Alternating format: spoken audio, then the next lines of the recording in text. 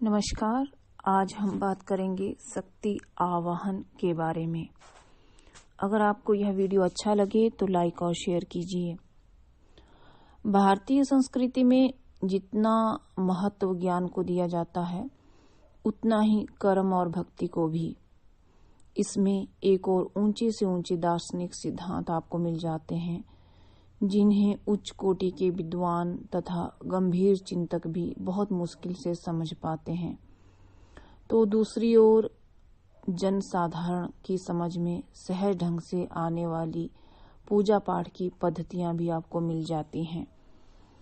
जितना दुर्लभ हमारे धर्म का ज्ञान है उतना ही शायद कोई और धर्म का होगा, परंतु ऐसा नहीं है कि इन दोनों में कोई संबंध ना हो।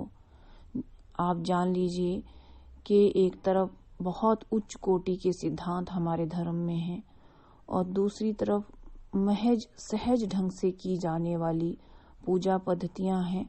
दोनों का संबंध आपस में है। कठिन दार्शनिक तत्वों को सरल बनाने के लिए उन्हें पूजा पाठ के रूप में सर्वसाधारण के समक्ष प्रस्तुत किया गया है। इसी वजह से हमारे समाज में प्रायः रोज कोई न कोई व्रत, धार्मिक उत्सव मनाया जाता है या कोई व्रत इत्यादि रखा जाता है। ये व्रत और उत्सव हमारे आचरण को प्रभावित करते हैं और हमें ज्ञान से ज्ञान की ओर ले जाते हैं। यदि आप ज्ञानी हैं तो और ज्ञान की ओर ले जाएंगे, यदि आप अज्ञानी हैं तो आपको ज्ञान की ओर ले जाएंगे। अंधकार से प्रकाश की ओर ले जाने वाले होते हैं। इनकी संख्या अधिक है, अतः इनमें से कुछ को तो साधारण तौर पर ही मनाते हैं, लेकिन कुछ को काफी धूमधाम और उत्सव के साथ मनाया जाता है। धूमधाम से मनाए जाने वाले धार्मिक उत्सवों में श्रावणी, कृष्ण जन्माष्टमी, दशहरा, दीपावली, छठ, शिवरात्रि व होली आदि के नाम से आप सभी जानते हैं। दशहरा या विजयदशमी, जिसकी तिथि आश्विन शुक्ल पक्ष की दशमी मानी गई है, के अवसर पर शक्ति का आवाहन किया जाता है। शक्ति को ऋग्वेद में वह सर्वोच्च शक्ति जो पृथ्वी को धारण करती है माना गया है। उपनिषद में हेमवती उमा, महाभारत में श्री कृष्ण की बहन, शैव मतानुसार शिव की पत्नी एवं पुराणों में चंडी माना गया है। दुर्गा सप्तशती में शक्ति को क्रमशः शैलपुत्री, ब्रह्मचारिणी, चंद्रघंटा, कुसमांडा, स्कंद माता, कात्यायनी, कालरात्रि, महागौरी और सिद्धिदात्री कहा गया है। स्थूल और सूक्ष्म शक्ति के दो रूप हैं। शक्ति रूप अपने को 5 क्रियाओं से प्रदर्शित करती है। आभास शक्ति, विमर्श, बीजा स्थापन तथा विलापनता ये सभी हैं। शक्ति अपने में प्रकृति को धारण करती है और प्रकृति समस्त संसार को। प्रकृति या माया शक्ति को धारण करने वाली शक्ति ही है। आप जान लो कि जो प्रकृति शक्ति है वही माया शक्ति है और वही परम शक्ति भी है। इसलिए जब तक व्यक्ति माया के वशीभूत होता है, अंधकार में ही रहता है, अपने आप को ही सब कुछ समझता है। जैसे ही उसे शक्ति का ज्ञान हो जाता है वह प्रकाश में आ जाता है, संसारिक बंधनों से मुक्त हो जाता है, क्योंकि ब्रह्म का ही अपरिमित रूप शिव है, परिमित रूप शक्ति है।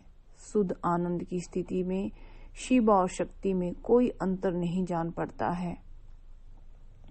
ऐसे ग्रंथों में यह चर्चा भी मिलती है कि सृष्टि के समय शिव और शक्ति का संयोग होता है और विश्व में सृष्टि पालन या स्थिति तथा विनाश शक्ति कार्य के अनुसार आदेश का पालन करती है। शक्ति उपासक शाक्त कहे जाते हैं। शाक्तों को 3 प्रमुख केंद्र माने गए हैं, कश्मीर, कांची और कामाख्या। इनमें प्रथम 2 श्री विद्या से संबंधित हैं और तीसरे का संबंध कौल मत से है। श्री विद्या और कौल मत शक्ति परंपरा के संप्रदाय हैं।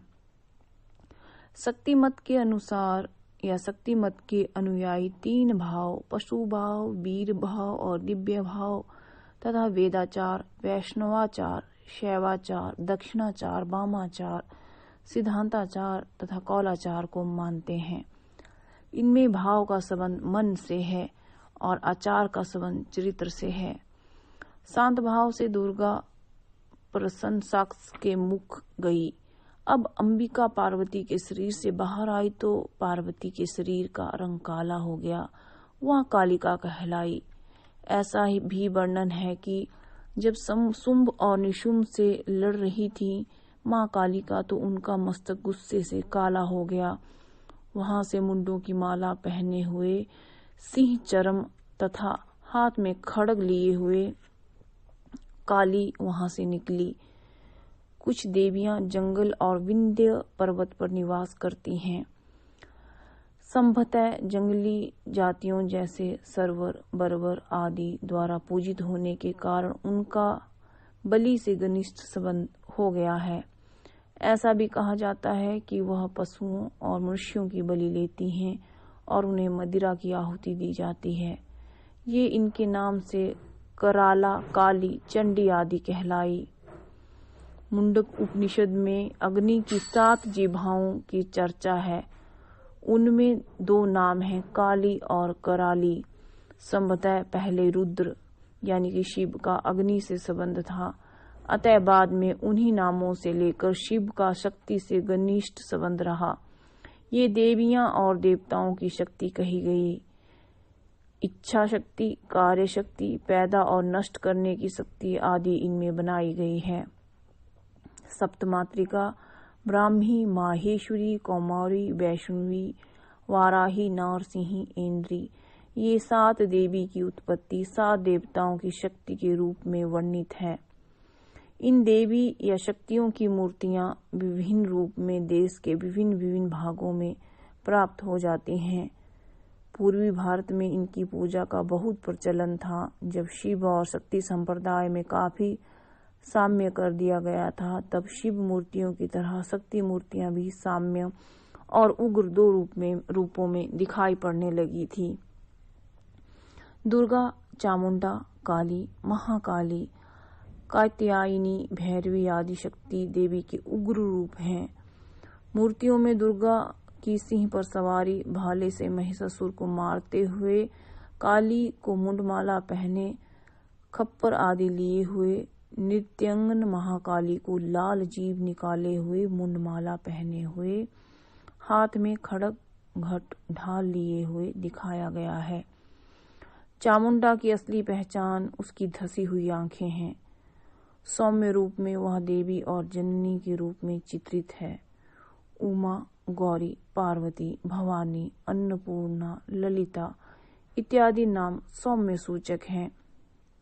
अंबिका, लक्ष्मी, दुर्गा आदि भी शक्ति के सौम्य रूप हैं। इस प्रकार यदि हम संपूर्ण शक्ति पूजा का विश्लेषण करें तो ये पता लगता है कि पौराणिक देवी के अनेक नाम और रूप सीधे सीधे वैदिक साहित्य से नहीं आए हैं। पौराणिक देवी की कल्पना के विकास के अनार्य और अवैदिक तत्वों का होना स्पष्ट है। अंबिका की कल्पना स्वतंत्र मालूम पड़ती है, संभवतः अवैदिक है। उमा हेमवती की तरह इसी प्रकार स्वतंत्र सत्ता हो सकती है। यह ठीक नहीं कहा जा सकता, क्योंकि प्रारंभ में दुर्गा का पार्वती से क्या संबंध रहा होगा, क्योंकि दुर्गा नाम भी दुर्गम पर्वतों का घोतक हो सकता है। इन देवियों के कुछ नाम ऐसे हैं जैसे अनार्य देवियों को आर्य परिवारों द्वारा दिए गए हों। इस प्रकार को पौराणिक देवी के भिन्न भिन्न नाम और रूपों का वास्तव में स्वतंत्र प्राचीन इतिहास रहा है, और किसी विशेष काल में जब देवी देवताओं की पूजा मान्यता बढ़ने लगी हो तो किसी प्रकार देवी के इर्द गिर्द अन्य देवियों की कल्पना जुड़ गई हो, ऐसा हो सकता है।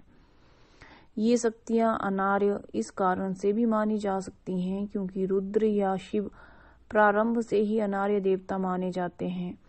इन शक्तियों का घनिष्ठ संबंध था। शिव के साथ शिव की लोकप्रियता बढ़ने के कारण इन देवियों को एक सूत्र में बांधने में सहायता दी है।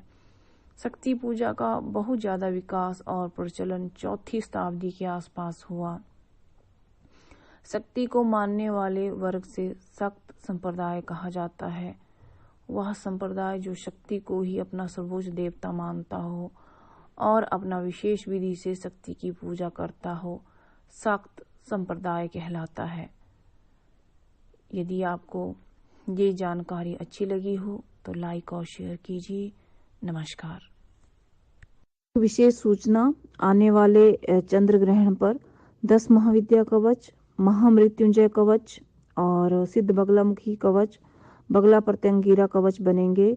जो लोग अपने नाम से ये कवच बनवाना चाहते हैं वो अभी से ही हमें बता सकते हैं, व्हाट्सएप कर सकते हैं। जो व्हाट्सएप नंबर है आपके स्क्रीन पे दिया हुआ, उस नंबर पे व्हाट्सएप कीजिए और अपना डिटेल हमें सेंड कीजिए, ताकि 30 नवंबर को आपके नाम से जो भी कवच आप मंगवाना चाहते हैं वो सिद्ध किया जा सके और आपको भेजा जा सके। नमस्कार।